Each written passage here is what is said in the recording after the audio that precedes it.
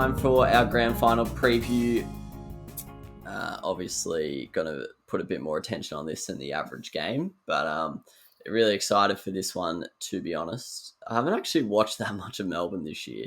Watched quite a bit of the Dogs, but really excited to see.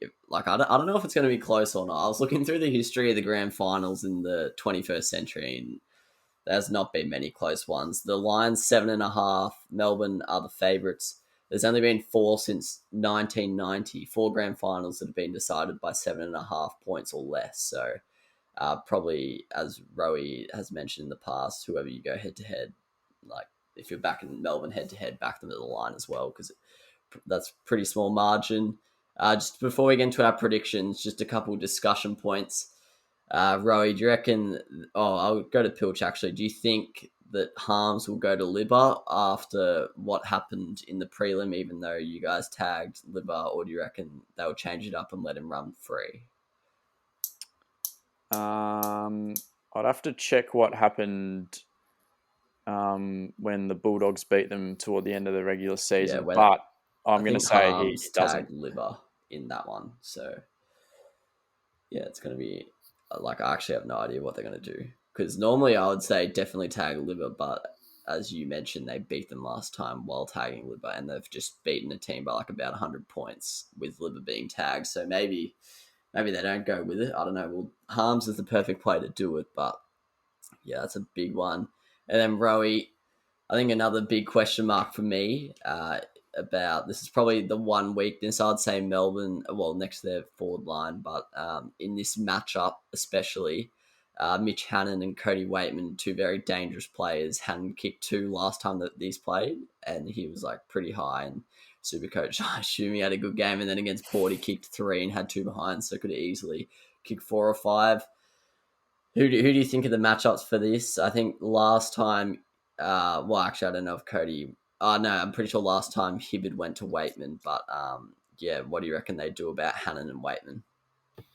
I've never really heard anyone describe Hannon as dangerous, but it's good to shed some light on him like that. I think they've brought in Hibberd for this reason. They've obviously got the 3 tools of Petty, May and Lever will be going to Shaki, English and Norton.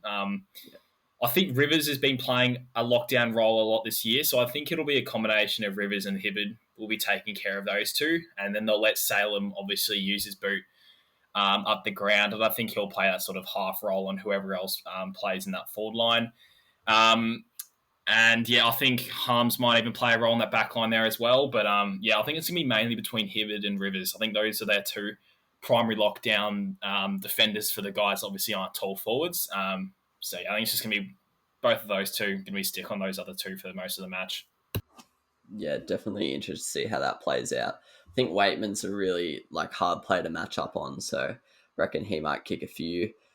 But yeah, definitely interested to see that one. I think that would, if the Doggies do get up, I think those 2 will have a big say in it. All right, score predictions, boys. Pilch, who are we going with and by how much? Melbourne 89-56, 33-point margin. I think fairly close game up until the last, with the Bulldogs hanging on type thing, and then Melbourne just run them out in the last quarter. Yeah, that's so close to mine. Not even kidding.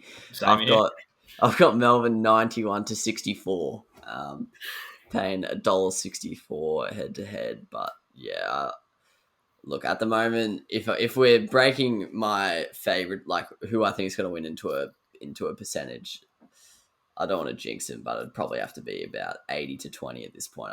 I'm backing Melbourne heavily, and I'd probably have to go the same as Pilch. I think it'll be tight, and then Melbourne will maybe Melbourne are up by 2 goals heading into 3/4 time. You can picture the commentators saying the comeback's coming, and then Melbourne just shut it out. So, Rowie, I know you got similar margin, but what's your score on? Yeah, I'm very similar. I've got the same score as Pilch for the Dogs. I've got them getting 50. I've got Melbourne winning 94-56, and I've got the same mindset as you boys. I've got it relatively close throughout a lot, especially the first half of the game. Maybe a 3 to 4 goal margin where the Dogs can still hang on, but the D's definitely have the upper hand. And then it gets to, the last quarter, and I think the D's kick 6 goals to 1 or something.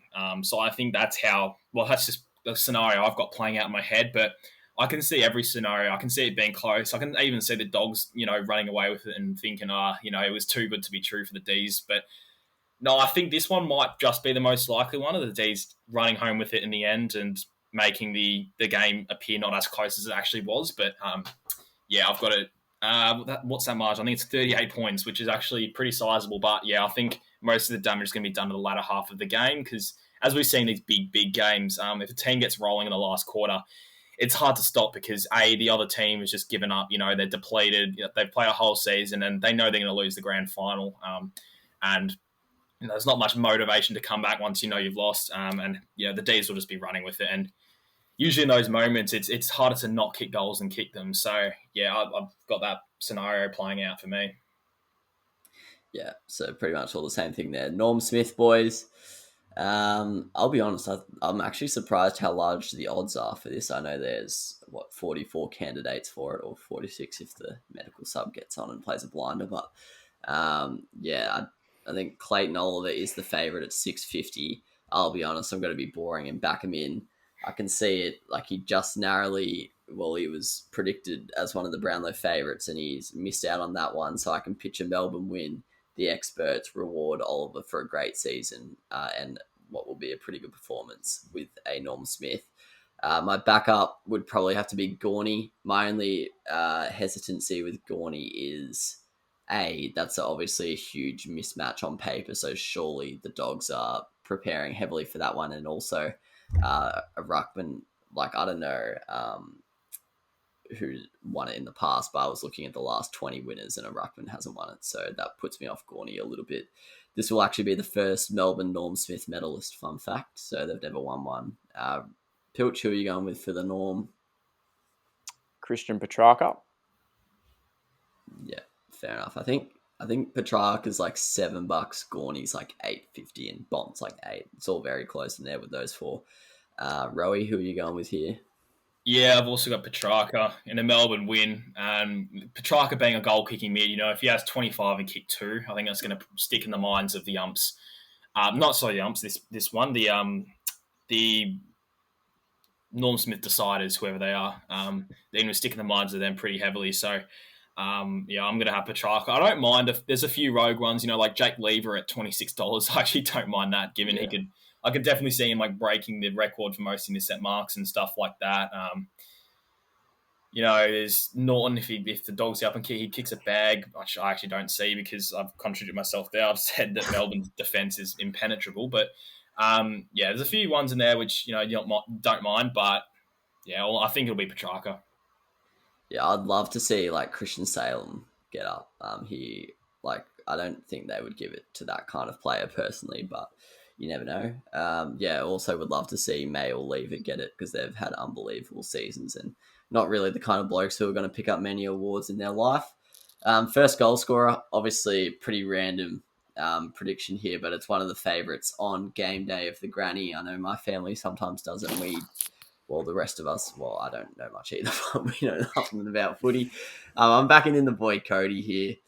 He's paying $13, which is not the greatest odds, I'll be honest, but just can see him. He's come back into the team. He's going to be full of fire. Seems like someone who's not going to shy away from the occasion. And I can see them, maybe a few shocks go through the stadium as Doggies kick the first goal and Cody's just going off his nut. So yeah, I can see that happening. Pilch, first goal scorer, mate. I'm going to go with Christian Petrarca.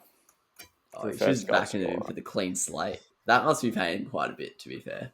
Yeah, I think it'll be paying a lot, and I can just envision it 30 seconds into the game, he gets forward at a stoppage, bangs one in, and it's just absolute scenes.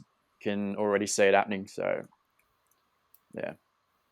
Mate, if Petrarca kicks on in 30 seconds, it would be hard for Melbourne fans to bloody calm themselves down because the writing would be on the wall.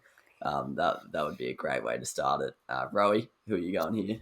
Yeah, I always have a lot of these envisions before the game. I can see it playing out for about 5 minutes of a bit of scrappy footy, but I can see in the dry, it's going to be a dry game, which is good. So hopefully a decent scoring affair, which is what we all love. So I've got Ben Brown clunking one and having a set shot from about 30 metres out, and obviously not the most exciting player to kick one, but because of that reason, it's almost more exciting. You know, everyone gets around him. He gives a massive fist pump, come on, not the type of player you'd expect to do that, and hence everyone gets around him from the Melbourne lineup. So I can see Benny Brown, taking a big mark, and then you're going to be thinking, oh, Melbourne going to run over the top of them. Are they going to take it away from them? Like similar to what we've seen in past years, you know, like Collingwood West Coast, I think is an example of that, where Pies kick like the first 5. I think we're going to be maybe thinking, is this going to happen? Because they're going to look on fire, the D's, but I've got Ben Brown.